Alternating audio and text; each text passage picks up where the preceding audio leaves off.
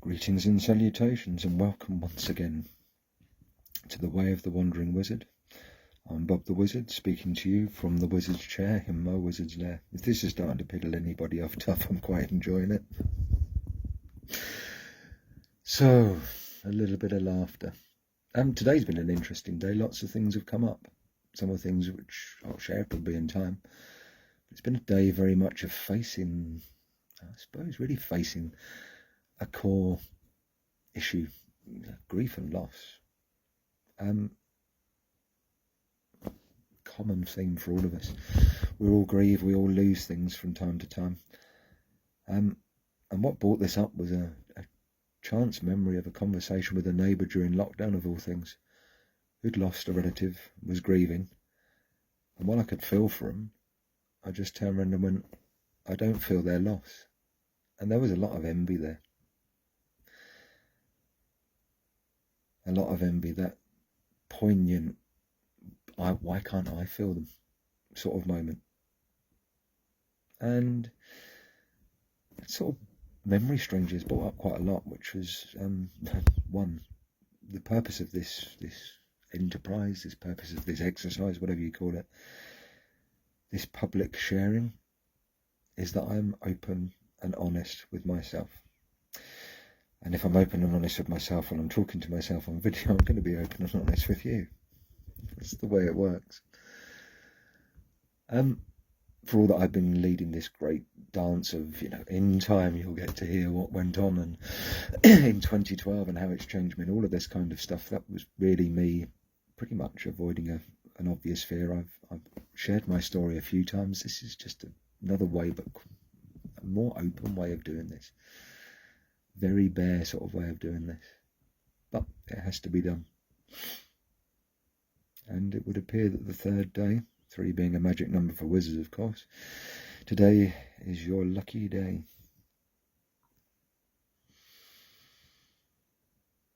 So, 13th of September 2012.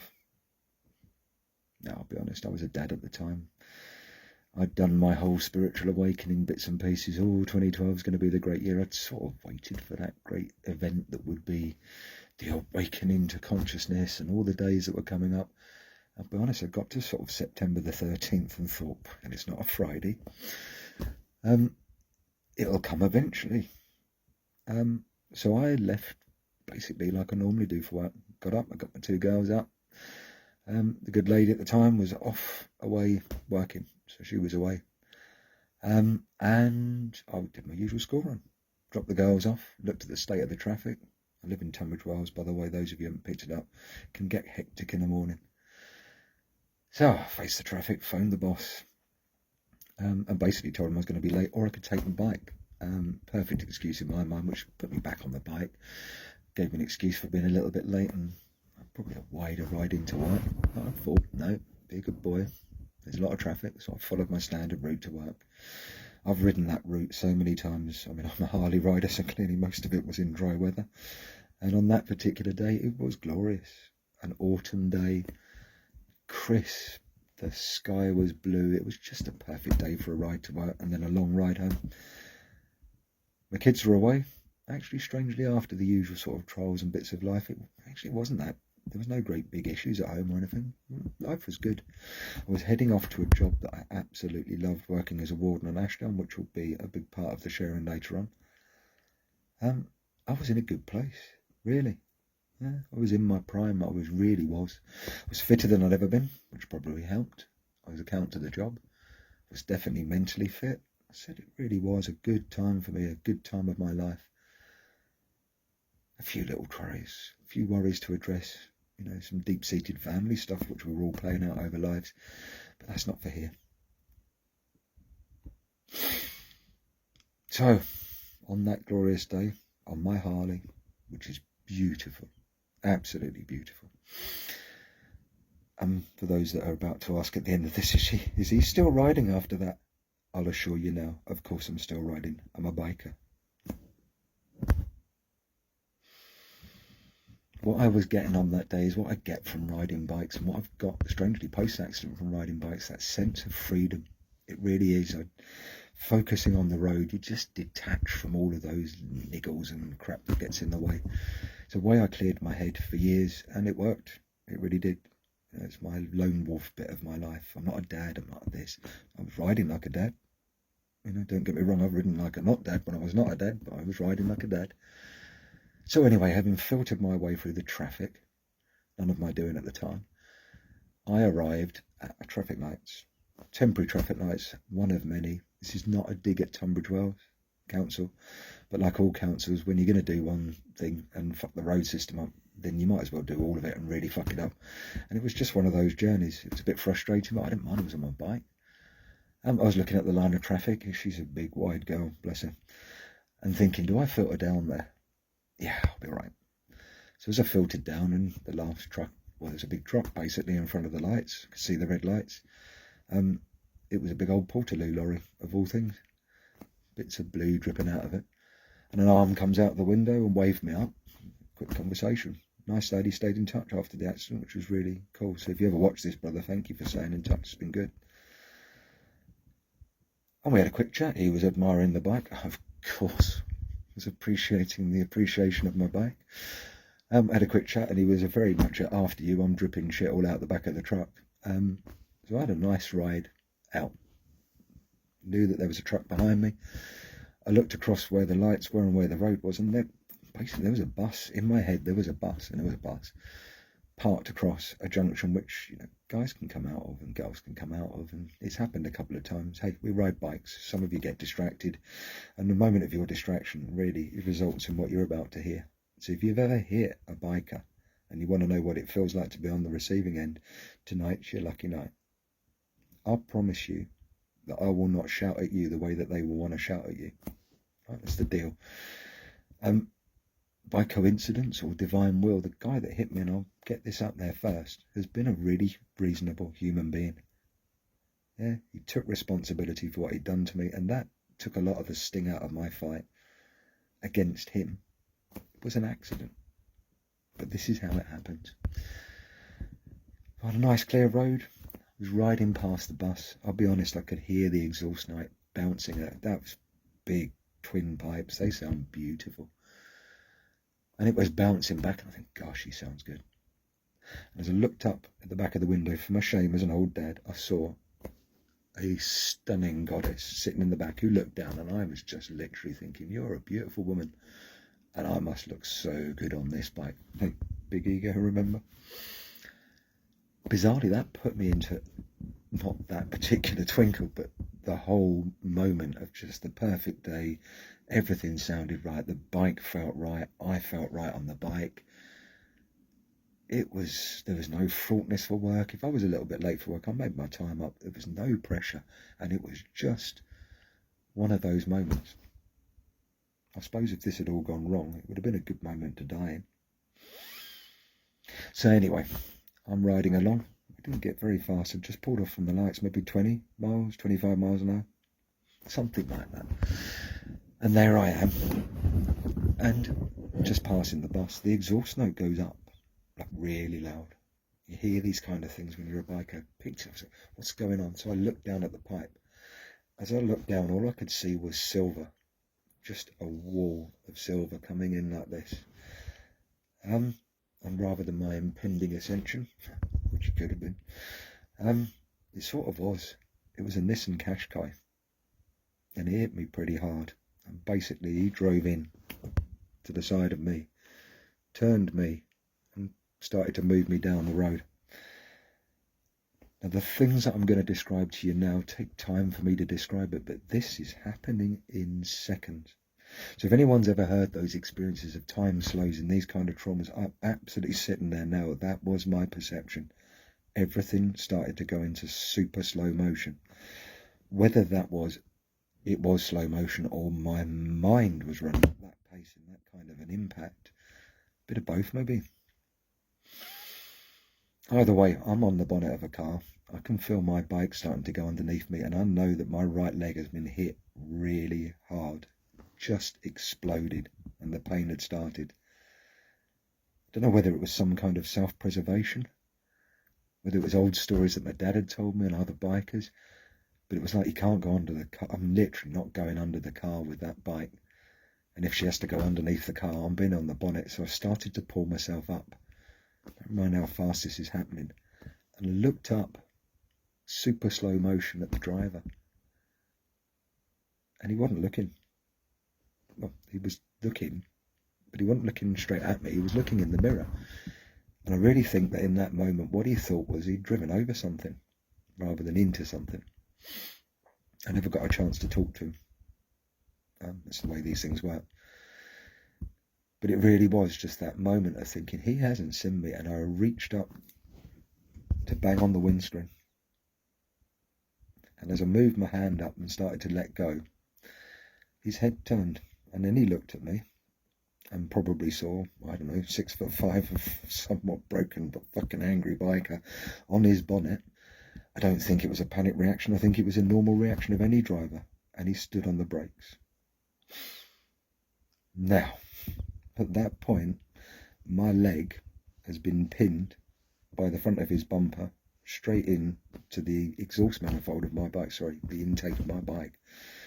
So I've got the left side of my right leg literally sitting on with a hole punched through it, sitting on a carburetor, and his car on the other side when he braked. Now, at the risk of using physics to explain trauma, that energy has to go somewhere, and it goes into the biker. So I quite literally, as per poem, flew off of his bonnet. And bear in mind that this is all going really slowly, and I'm flying through the air, watching my bike start to come off the front of his car as he started to dip and brake. And I flew towards, I thought I'd hit another car. I think actually, looking at the scene later, it was probably a fence. I remember hitting something on my back. Literally, it was on my back, and then it flicked me. And I'm flying again, looking at my bike, thinking, oh, fuck. Now, bearing in mind, many of you have had these experiences. If you fall off something, or you fly through something, and you've got time to go, oh, fuck, it's going to hurt. If you've got a foot, barely going to hurt. If you've got time to go, oh, fuck, oh, fuck, oh, fuck, oh, fuck, oh, fuck, oh, fuck, and then no at the top of your voice, you know it's going to hurt. Did I steel myself for it? I couldn't say that I did that. I was certainly there flying. And then there was a huge impact. And basically I hit the road, bottom of my back, and my hip exploded. Literally my right hip exploded.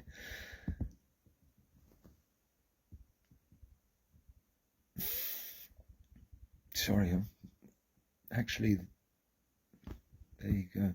This is what goes and happens when you do these things. My hip had actually been damaged. When I think about it now, really, as I've relived the experience for you, on the road. And it was pulling out. It was literally tearing out. And as it was tearing out through my hip, I could feel it pulling out. And then that freedom as I started to fly. So basically, as I'd left the front of his vehicle, I knew that I'd got damage to my, there was just pain here in my bum, and there was a lot of pain in my leg. There's a lot of pain in my foot, because it was my foot that had got crushed as the car came in, and it hit and pinned my foot. So that was the sort of mechanism by which I was nailed to the front of a car. Again, that momentum transfer, and I'm flying through the air because I keep avoiding the impact. And the reason that I try to avoid that, because the truth of the matter is that what landed on the road had a broken hip already, body-wise, a broken leg and a broken foot. I basically ragdolled down the road, and most bikers will tell you what we see. You see the tarmac, bits of gravel in your mouth and your face. Then it's the sky, then it's tarmac, then it's sky. Then something flew off, which was actually the lens of not these, but one of my glasses. And yeah, it was broad daylight, in case anybody was commenting.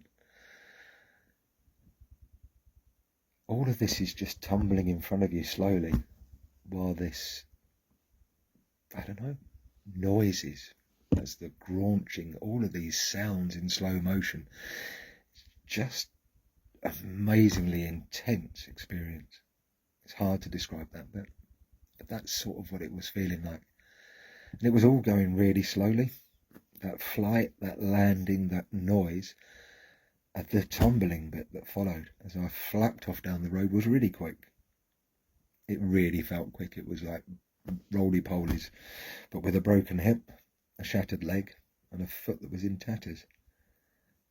I can remember going down the road, thinking my bum was getting a bit warm.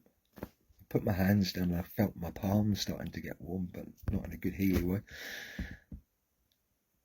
I could feel my leg riding up by the side of it, which was pretty intense. And then I come to a halt and I'm looking for the bike. My dad had always told me, if you're on the road and you're going down, get the bike between you and whatever you're going to go through. He'd come off a few times. All right, it's a scooter, but he rode in the ice like we all did back in the day. I was looking for it, thinking, and it was that point of thinking, please don't let the bloody thing hit me in the back of the head and kill me. And I looked at the side of my eye, and there she was, rolling by the side of me. And she overtook me as I slid to a halt and hit the curb and laid there, leaking along with me, really.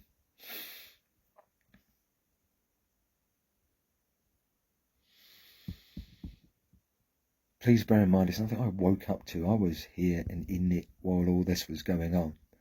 And I'm literally lying on the road thinking, fucking hell, that hurts. My first thought as I opened my eyes, because they'd instinctively shut, was I'm blind in one eye. Until I realised that what I was seeing was clear through one lens and one shattered lens in this eye, which was a bit strange. And so my glasses come off.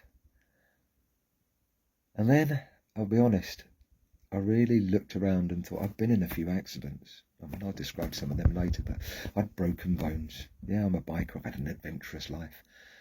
And it was that point of, right, what do you need to do?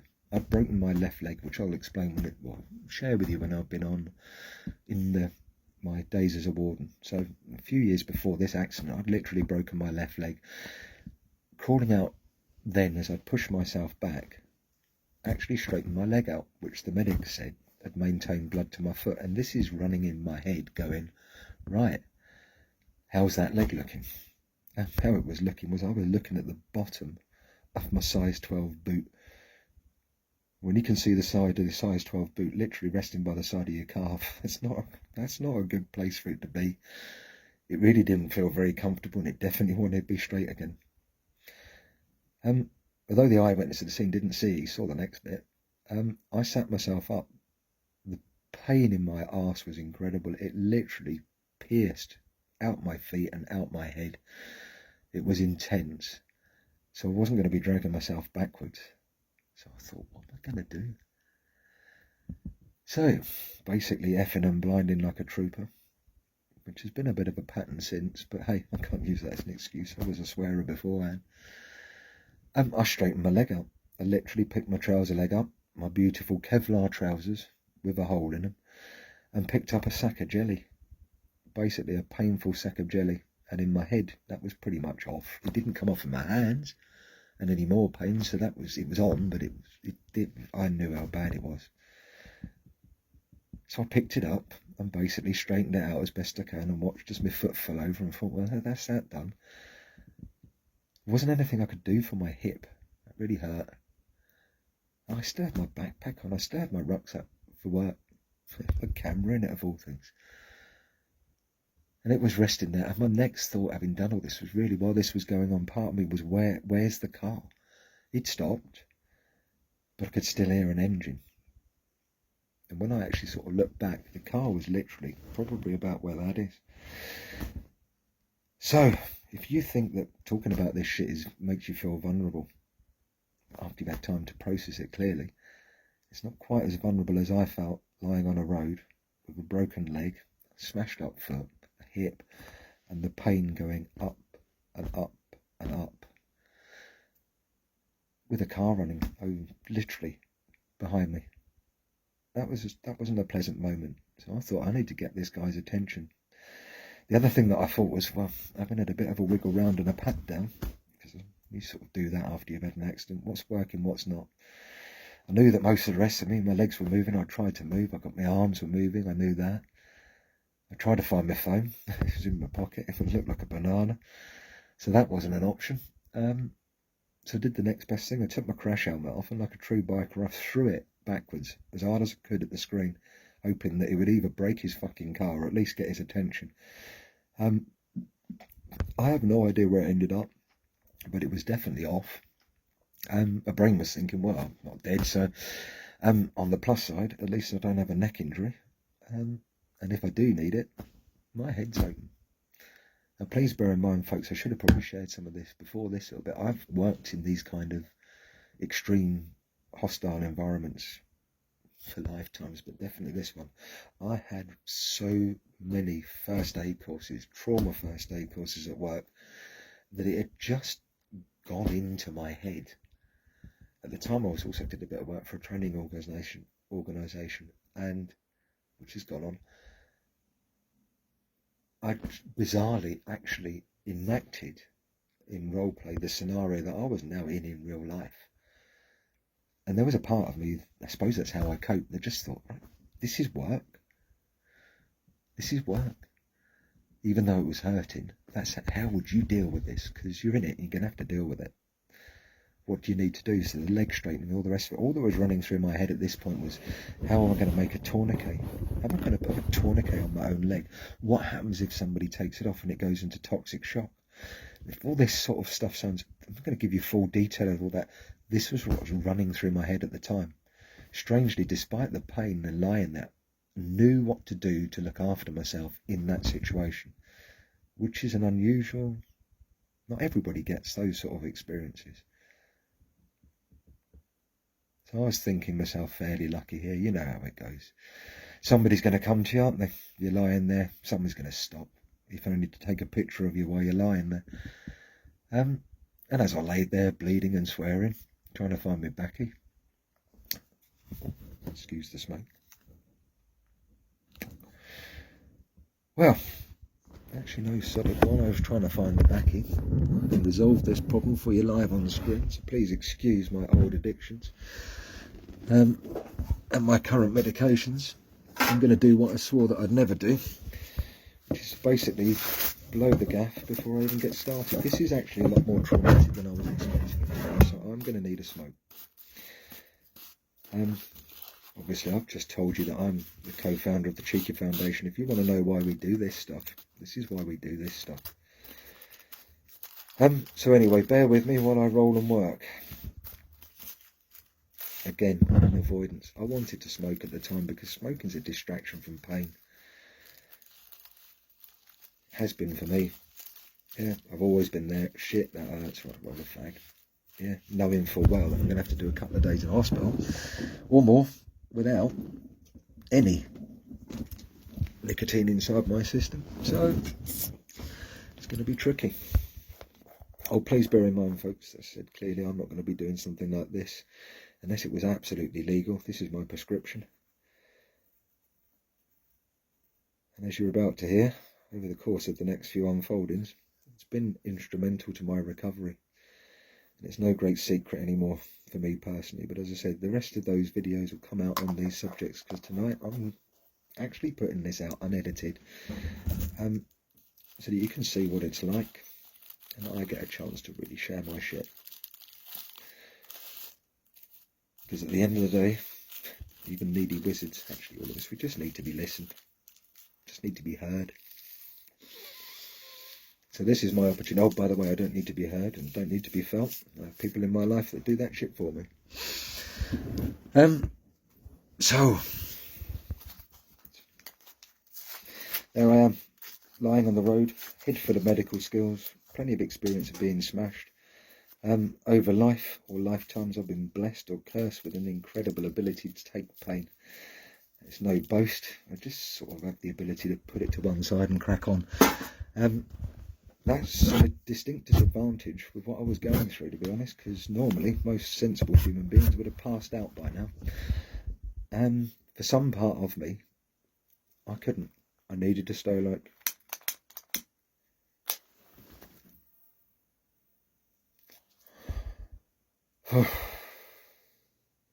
So, I knew that I needed to stay awake because I knew that I needed to look after myself. It's just part of the way I am. So, there lying there on the road thinking, I hope somebody comes around, because this is genuinely the most fucked up and painful experience. And it was just getting worse and worse. It's a natural bit. As the blood starts to go, as the stress starts to kick in, my legs started to balloon. It's natural. It floods fluids to look after it. It's what we do. The disadvantage of that when it's a massive trauma is it swells up like a balloon and it pushes on every single nerve ending in that area that's just been hit by a car, and that hurts. And my foot was swelling up in my boot that had been smashed to a jigsaw puzzle. That hurt. And that was nothing compared to my hip, which was quite literally every time I moved, coughed, farted, or even thought about anything, was driving a pain that was coming out the top of my hat and out the bottom of my feet. And that felt like being pierced by lightning. It hurt. Oh God, did that hurt. But there, I am doing my best. Gonna have to deal with this. Clearly, those of you that do listen and pop off. A long part of my journey has been studying mindfulness, Reiki, and all of these kind of things. And this is the sort of time that I thought I'd really ought to be applying it. So I've had experiences in my life where I knew that if I panicked now, I'd quite literally bleed out. I've worked with and been around soldiers that have had experiences, other people that had this, all of those that have really survived these sort of high impacts or horrendous things. Part of them has stayed calm. So that was going through your heads. Just stay calm. You've got this. Someone's going to come and catch you. That's what I was thinking. And what I got was eventually, and a most amazing lad. Alan, bless you if you're watching. Thank you for everything you did. I have thanked him in person. I haven't asked him permission. Nobody's going to know who he is. But mate, thank you. And he arrived on the scene and literally looked at me while I'm lying there going, right, he's going to have, and no. He had no first aid experience, nothing like that. But what he did have was a phone. I was faced with it's a really weird experience actually. My very weird series. I was literally sitting there going, oh, hang on a minute. How on earth am I going to get, I've got all the numbers. Whose number's which and all this. So this is the process that was running through my head. Literally, I was presented a phone. Who do you want me to ring? Do you want me to phone your wife? And my first thought was, where is she? A little weird experience was sort of almost pre-popped. And was this rapid thought process of, hang on, if she's in a car and you tell her that, and she has another accident, there's two of us in it, and that's my kids. Yeah, without a mama or a dad if this goes tits up. It's just the way my head was thinking. So my first thought was, who do you go to? As she's local and she loves her grandkids, I just phoned my mum. Right, big hard biker that I am, that's right. The first port of call, my mum. And mum received, strangely, yet another phone call. Hello, mum. Actually what she got was, hello, you don't know me. She's had a few of those before. I'm sorry, mum, I really have. But bless her, yeah. She got the, hi, you don't know me. But I have your son here on the road, and he's in a bit of a bad way. And she asked, could he speak? So he handed me the phone. My conversation pretty much ran like this. But fucking hell, mum, it fucking hurts. Chatting to him later, he was a little bit surprised about the way that I speak around my mum. I don't do it generally. Actually, I do a little bit more now. But that's what the pain I was in. It's hardly going to, oh, hello, mother, I appear to have been slightly struck by a car. That's not going to work, was it? So anyway, I had the call. And it really was that call of, mum, I'm here. I need somebody to pick up the kids. I'm not getting back up from this one very quick. And all of that kind of stuff. And somebody to sit with them when they got back from school. Or picked them up from school. So she did all the practical stuff, made that around. I needed her to speak to Tan when she'd landed, so she started to put that in place. My wife.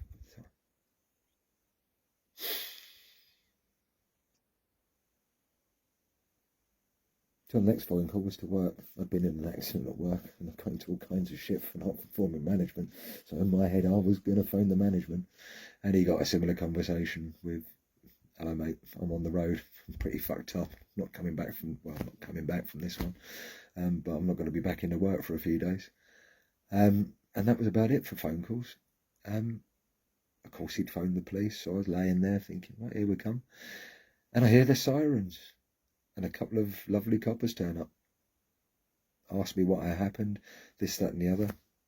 I mean, clearly I was in a bit of a mess. The ambulance had been phoned up. They hadn't got much by way of first aid and all the rest of it. And to be honest to them, I was pretty much straight and lying on the road. I was conscious, very conscious and sweary. Well, actually, not that sweary at the time. But I was definitely very conscious, lying there. And so we waited. While me dealing with the pain, a few little questions, you know. Do you want his registration number? Why is that? Because it's clearly imprinted on my fucking arse. I actually did have bits of, believe it or not, the number plate sort of embedded in the small of my back where I'd landed. And the big bruise on my leg that was basically taking up that lovely Nissan emblem, even though I didn't see it at the time. So there you go, folks. That's why I'm there, lying on the road, thinking, waiting for that medic. I'll be honest, everything was racing through my head, and it was all right, you know, it was pain, it was just overwhelming pain. While I was lying there trying to run it through, it really wasn't, you know, it wasn't any kind of drifty thing. My focus was absolutely on staying alive, staying there for people, and really just hanging in there and breathing it through. Nothing weird, nothing metaphysical, just hanging on in there while it hurt. It's a bit of a meta for life, isn't it, really? Hanging on in there, even though it hurts. So, I was there. I was hoping for a medic. I heard heard more sirens. You know, pain's getting on, and much as I should have said, knew that what I needed to do was, as I was bleeding, was to grip my right leg just by my knee and try and close down that flow of blood, because I could feel my leg getting wet. It was warm. I knew that I was bleeding. I had to be. What I didn't realise at the time was it was rather large bones and they bleed quite a lot. And I was gradually bleeding out. Definitely slowing the process by hanging on. Was definitely slowing the process by keeping my pressure point on. I was definitely slowing the process by staying calm as I could. I got into a bit of an argument with everybody. I can certainly remember that, about smoking. Probably why I'm smoking now. And my tobacco got taken off me. That's a bad thing. You know, that didn't happen to me at school. There was a reason for that. We were all covered in petrol. It was pouring out the bike. It had flowed all over me. All I could smell was petrol. And so he did a sensible thing. Rather than turning me and a couple of eyewitnesses that had turned up by then. And so I had a lovely lady. She came out. And in my head I was saying, what do you need? And I was like, actually I need something to keep the petrol away from me. So she brought out his newspapers. The lad on the back of the bus, bless him, so when he'd already started closing down traffic, he bought loo rolls, and we just started soaking the stuff up, built a bit of a bund, kept the fuel away from me. Even though I didn't know it at the time, the thing is I didn't want the fuel inside me. That's really bad. That's a pretty natural reaction. Nobody wants petrol in their leg. Bad enough having petrol in your head, eh? So I said, excuse the rambling, the fact that this is not being given as a particularly dramatic representation. It's how I deal with it, by making it a bit drifty and light when it gets hard. Because I'm reliving this. But relax. I'm not actually reliving this traumatically for you. I've relived this traumatically. I don't even want to know how many times. How many times I've told this story, but I've never had the scope to actually tell it, because people have been focused on what was this, what was that, what was this, what was that, how does this, how did that affect you? And that's great. You need that kind of analysis when you deal with it afterwards. But hey, jumping ahead of myself again to a happier time. So I'm on the road. Clearly I'm losing a lot of blood by now. I've been on the road for quite a time. Believe me, in that sort of situation, every second feels like hours. So I'd already started time dilation. So yeah, I was lying there hurting. And another ambulance. Oh, here it comes. No, The sirens were basically an ambulance. Sorry, I keep saying an ambulance because that's what I really wanted in this particular moment in my story. It was a fire crew that had turned up. Believe it or not, they'd been tasked to wash the fuel when the bike had been recovered. And I still didn't have a medic other than me and some well-wishers. That's just the way of things. I'm not going to have a diss at the great ethnics of it all, but in the way that our society's gone, we've moved stuff about. We ended up having all of the ambulance side of stuff on one side of a busy road, which I was pretty much starting to close down, which was already blocked. And on the other side, every other service was available. So I got the fire brigade. I also got a somewhat angry bike copper who was, from memory, although I'm definitely never going to mention him, seemed to be doing a little bit of shouting at the driver along the lines of, do you realise what you've done? Because the driver would now, car had stopped, everything had stopped running. Obviously they took the keys off. For some reason a few times I was frightened he would drive away from that. I don't know why, probably because I'm so broken. But yeah, so they took the keys and it said, I'm lying there. I think I was holding it together pretty well. People that I've met since said I was doing all right, actually doing really quite well in it. Wasn't flailing, wailing, screaming or causing any great problems, just holding it together as best I could. Truth be told, the reason why it appeared like that is because I was locking down hard because it was really, really incredibly painful by now. I don't think I've never felt pain like it, and I've been through some shit. Actually, if you're talking about pain, yeah, no, that's one for another day. It was pain. Let's just say the experience that most people have when you're asked to give a scale of pain, you know, whereas 0 is absolutely no pain at all, and 10 is the worst pain that you've ever imagined. I used to give 10s. I now have an 11. I literally have an 11 and go, that's the point at which I actually got to. Before out I went. I literally got to the point where I just couldn't hold it anymore, as much as I wanted to stay in this world for my mum because of all the shit she'd been through and everything else. I just couldn't hold it in there anymore. And it all started to get very wishy and drifty. I can almost hear a voice in the background now, even now, sitting there and saying, if you don't get this ambulance to him, we're going to lose him after all he's fought for. And I was sitting there thinking, no, come on, and just couldn't stay in anymore. The pain was 11. It doesn't do it justice. I don't really want to describe it in infinite detail. It was painful enough to live through it without going. I'm pretty sure you can imagine what it felt like. If you can't, try not to. So I am there lying in the most immense pain imaginable. No pain at all. Was that quick? Really was that quick? I got to the point where I could carry no more. I just couldn't deal with it anymore.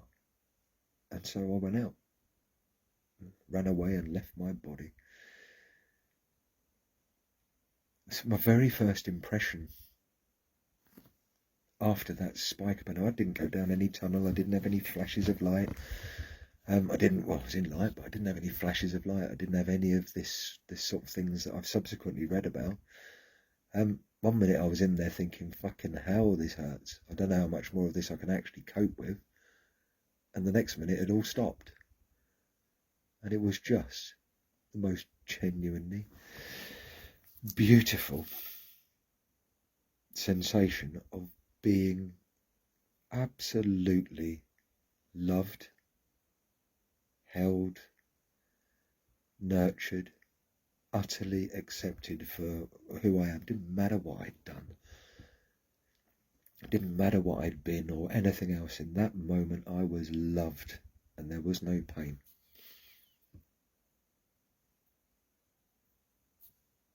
And then I opened my eyes. I'll be honest, what do you want to hear? It really was that cliched experience of, oh, everything's gone white. Really weird white. It really was a very weird wipe.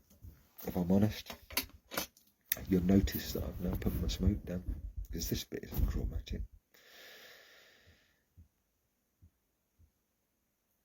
This is where it gets weird. So at 39 minutes, for those of you who don't want to hear about the out of body bit and what the next experience I had, I'll do that as another chapter.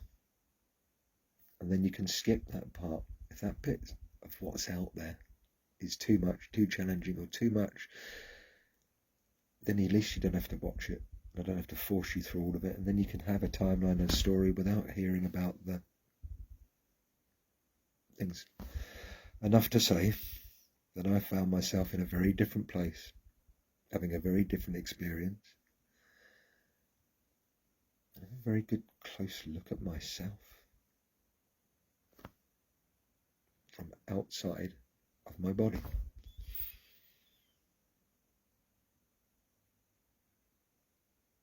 I was aware, so it's going to be a little light bit, not the deep stuff of what went on, because I know that that needs to be separated from this, because there's some folk that just aren't interested in that, and that's cool, that's my shit, but I will still share it because it was good shit. So yeah, I had this amazing connection moment, review of my life, review of my lives as they flowed back, which is when it gets a bit weird. There's been a lot of lives, and in a nutshell, having experienced all those lives and an inkling of what I might come if I didn't get back, I returned.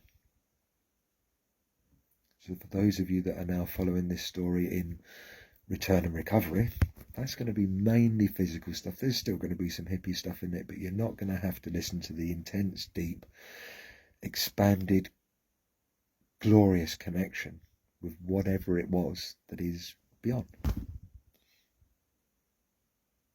I'm still going to record it just like in a minute, but I only get to post one a day because they take all night to upload. So there you go. That is going to be my unedited. I'm not going to cut around and muck around with this. I don't think I've got the courage to keep going through this, or that I want you to see some kind of super polish like this was no shit. It wasn't. Hardest thing that I've ever fucking been through, ever. And I've been around a bit. So if anybody's watching this, you're thinking, oh my God, is he alright? Does he need a squad of phone calls? Does he need help? Does he need someone to do this? No, I don't. I wouldn't be sharing this with you if I was in trauma and I was struggling. Yeah, I really wouldn't. I couldn't share this with you because as much as I was telling myself that I had dealt with my shit, I'd been putting my shit off to the last minute, along with most folk. And over the course of lockdown and what's flowed on and the year that's followed, it's time to make some serious changes in my life. And one of them was finally facing my fear of how on earth can you deliver an experience that I'm about to deliver to you in the next little chapter, and the epic recovery that follows. I think I'm just about to do it.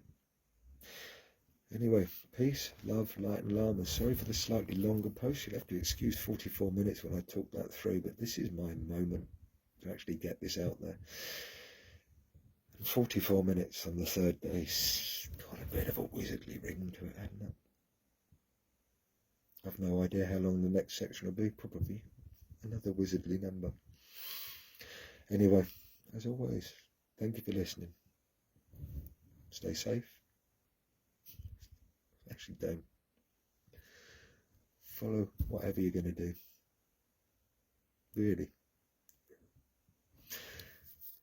Really follow what you're going to do.